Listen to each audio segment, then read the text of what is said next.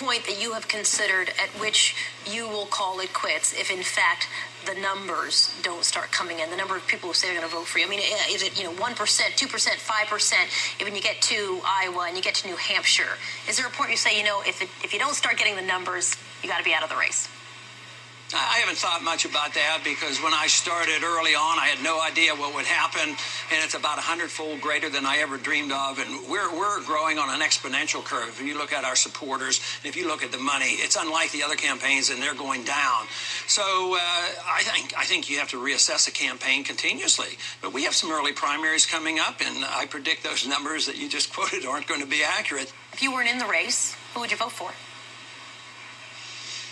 I have no idea because I said I'd vote for anybody who would change his policy in the Middle East and bring our troops home and have a non-interventionist foreign policy. And so far, I haven't met anybody. And I'm also very interested in monetary policy and fiscal conservatism.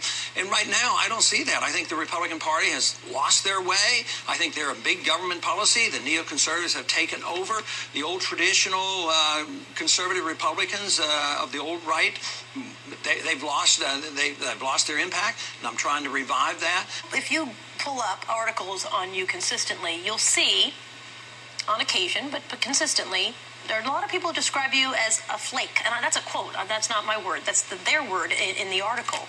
What do you make when you read something like that about yourself? Well, that and radical and extremists and all that. I think they're in charge. I think anybody who believes you can print money out of thin air and think the dollar is going to maintain its value and not cause economic harm, I think that's a flaky idea. It's pretty bizarre to me.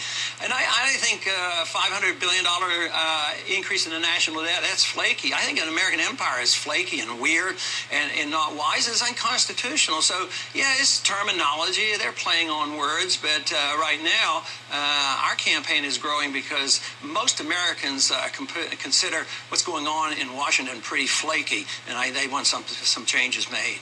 Right now, it looks like you've got some momentum. Dr. Ron Paul, the congressman, thanks for talking with us, and presidential candidate, I must add. Thanks for talking with us this evening. We certainly appreciate it, sir. Thank you.